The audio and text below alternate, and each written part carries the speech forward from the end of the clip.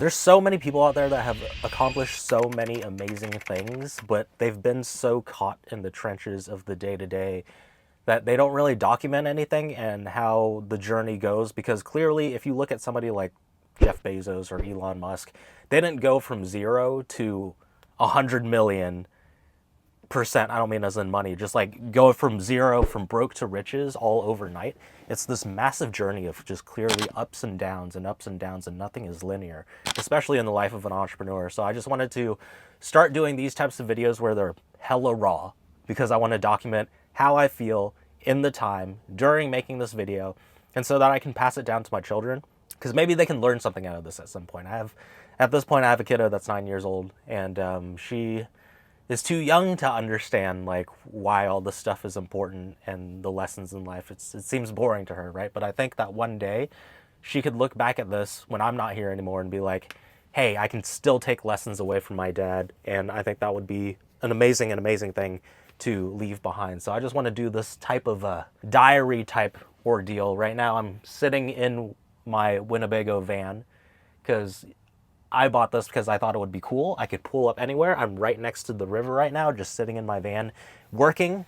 I have my laptop here. I'm making a video. So it's the best of both worlds. I thought this was a really cool purchase because it's not only that it's another vehicle or another car, but it creates a whole different ability to have different experiences. Like I can drive down to the river at any time and just be here and just work.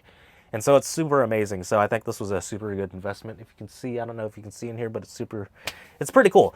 But anyways, some things I want to talk about is we've been doing really well in our business recently. I have an online business where I coach musicians and different creatives on how to start their education businesses online and how to, charge what they're worth, essentially, how to market, how to attract the people that are very serious. And we've been doing really well recently, not only like from my business's standpoint, but also from just the insane amount of results that our clients are getting. I enrolled somebody just the other day, and he was like, I've never seen anybody have as many testimonials as you. And that was never something that I really strived for, because when we're in a position where we don't have money, we're trying to fend for ourselves, fend for our family, the only thing we can really think about is money. And how are we gonna bring in more of it?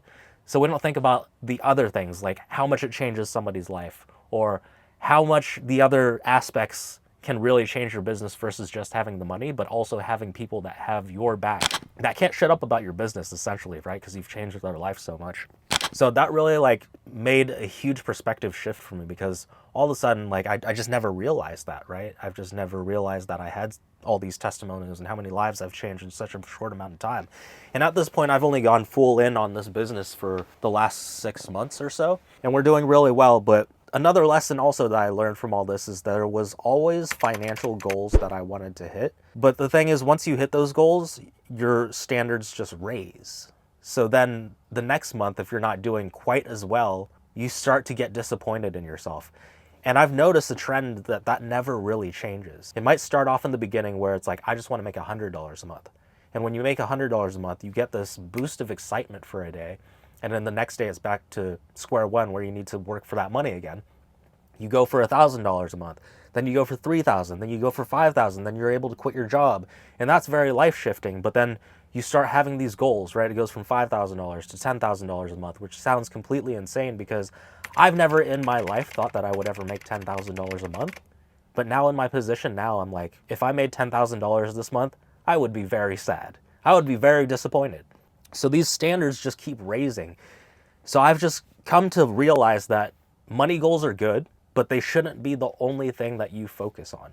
You should focus on the external things that outside of money that bring you happiness or changing other people's lives. Because at this point, like really 10K a month, it's crazy, right? It's crazy to think about, because most people that work, they don't make anywhere near that type of money. And yes, money does really help you out. I think a lot of people think that wanting money is selfish, but I think that you're selfish if you don't want money and you don't want to fend for yourself and provide for your family. I worked around a lot of musicians, and I'm a musician myself, and I remember being in a mindset of nothing matters. My family doesn't matter, none of this matters. I mean, to a degree they mattered, but like the thing that mattered most to me was my music, and if people were gonna hear me.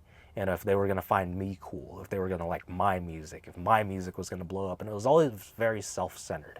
So it was a huge shift to go from somebody who just truly wants their music to blow up to start thinking about how can I help other people and solve other people's problems. And so it put me in a position where I had to disconnect my own wants and put other people's as priority, because that's the thing that drove me more to strive for something that I knew I could reach, but is a much further goal. Because if you think about yourself and you're only thinking about yourself, you're only going to try so hard. Because if you think about yourself and then you get comfortable, you're like, well, I could just stay here and everything would be fine. Nothing would really change. So then you don't work as hard. Whereas if you think of other people, if you have kids, if you have parents who want to retire, if you have grandparents who want to retire, thinking about them is going to make you want to work much harder than if you were to just think about your own outcomes. I'm super sweaty in this van because it's super hot and I don't have the AC on because it's so loud in this video. But so I'm not saying that money goals aren't good. I think we should always have some sort of checkpoint, some sort of milestone to reach for. But if the only thing that you care about is the money, eventually it gets really dull. Because, I mean, at some point, you're not going to need all the money anymore. You're going to start thinking about the other things. But that is also the cool thing, is that so many people spend their whole life struggling financially, trying to figure out, how do I save up for retirement? How do I make next month's rent? That really hinders your ability to enjoy life to its fullest potential. So people say money doesn't matter, but money really does matter. Money changes a lot of things. Money fixes a lot of money problems, and money problems are probably one of the biggest problems that most people have in their lives. So if you can fix that and you can eliminate that, you really start thinking about the things that actually matter, like your health. I don't know how many people buy cheap food. They don't go to the gym because they're spending their time at work. They don't focus on their health, so they deteriorate really quickly. And then, you know, like you go to 7-Eleven, you grab something quick to eat because you don't have any time. You don't want to spend that much money on healthy, organic food. That really takes a toll on your health over time, because if you think about it, that's the one thing that you put into your body each and every single day is food and the nutrition that you put in there. And most people don't focus on that because they have money problems. But that's not something you really see or people really talk about. But you start focusing on those things that truly matter once you've solved the financial issue. Once paying next month's bills isn't an issue anymore. Bills for next year isn't an issue anymore. You start focusing on the things that truly matter. I've never focused so hard on my health when I was an employee. I was lucky that I worked jobs that forced me to move constantly, walk constantly. If not, I would have been so obese, right? And this has never been a thing until recently, until I started working for myself. Having my own business is when I truly focused on my health. I made sure I went to the gym every single day. I'm starting to watch what I eat. I'm starting to be health conscious. That's not something you really do when your mind is so desperate to try to find money just to make ends meet. And in family too. Family and friends, nurturing the relationships around you. The biggest thing that I took away from when I started this business and had this much time, had control of my schedule and this flexibility, was I'd go to my daughter's dance recitals, her softball practices, basketball games, and I just noticed that a lot of parents weren't there most of the time.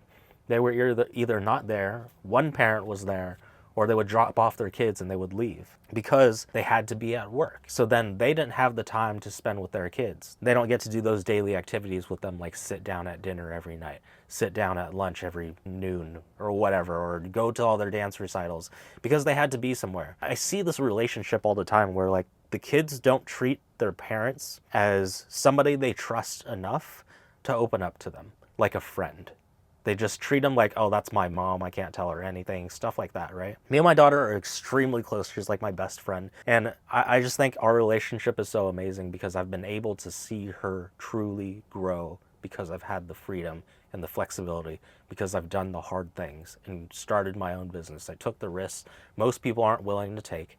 Therefore, I'm able to live a life that most people aren't willing to live. So being able to do even just something like this, having this van that I could just drive down to the river and just hang out here and record this video and consider it work, and it's just truly, truly amazing. But sometimes I forget to really take a step back and soak it all in because I'm so in the trenches sometimes. And I think that's one of those things that I'm really trying to change. And one of the things too is like when you're starting your own business, the first thing you do is you just really do everything. You're the guy that wears all the hats. You do the sales, you do the content, you do the work, you do everything, right? At some point, you're going to hit a constraint where you become your own bottleneck, meaning that there could be a lot more growth if you weren't the only person doing everything. So then you have to start hiring people. You have to start putting people in place. And I think that's something that's been a little bit tough for me to learn too, because leadership and management is a whole different skill set in itself. Being the person with the talent and being able to like get scrappy and do everything yourself is a completely different skill set than being able to manage people, handle their emotions, and keep the machine well-oiled and continuously running. So I built a music production coaching business before, and it did really well. And I kind of, at one point, said I was tired of this, right? I was tired of pulling people around. I mean, I don't know if you guys understand like what most music producers are like, but they're kind of hermits in their room and they kind of just want to make music. They want to get paid and do it as a career, but they're not willing to do the business side of things. And that was really frustrating, pulling them around. And I started to doubt myself. And I was like, some of these people aren't showing up. They're not doing the work. Is it me? Is it like my methods? So I started this new program where I just wanted to surround myself with more high-level thinkers and people who wanted to teach other people could think outside of themselves. And if they want to start a coaching business, then they're business-minded in some way. And so it's been amazing. I've taken these same concepts that I would teach music producers, because a lot of marketing business fundamentals are the same foundationally, and they've applied it and they just get these amazing results. And it's just been reassuring knowing that like I wasn't a dumbass. It was just hard to pull people around. So anyways, the first time I built that music production program, I wanted to get out of doing all the things I knew I needed to do, but didn't like doing, as fast as I could. Setting appointments, closing sales calls, coaching people. So I kept trying to build a team too fast and put people in place, hire people before I even needed them, because I didn't want to do the task. Not because there was a constraint. There's a huge difference. The constraint being that there's less growth because I'm the only person. So I need 2 people. So I need 3 people. So I need 4 people. I hired for the wrong reason. I hired because I didn't want to do the things anymore, not because there was a constraint. So this time around, I knew in my head that was the mistake I made before. So I want it to be different this time. So now I'm doing everything by myself, all of the things I hate doing, up until it hurts so bad that I have to put somebody in place, because I'm not going to make that same mistake again. And I think it's been a massive learning curve. I think it's been amazing. It's been really cool doing all the hard work and being in the weeds of my business and working on it until it truly hurts. And I feel like I'm starting to hit that point, and I'm trying to maximize it as much as possible. But I can tell I'm starting to need to bring in more people and like hire and really learn those management skills. So it's a good problem to have. And that's all business is that you solve one problem and that solution creates another problem. And then you have to solve that. And then that creates another problem. And then you have to solve that. It's this continuous cycle. And I just learned more and more about myself and learned more and more about how I can grow and the changes that I need to make and the beliefs that I need to break in order to get to that next stage. It's been a very amazing journey, but it's just the beginning, right? So I know this sounds like a giant rant. I know there's gems in here somewhere for somebody who runs a business or like just really anything, right? I just want to kind of share my thoughts. This is a total rant, but hope you guys found this helpful, and I'll see you in the next video.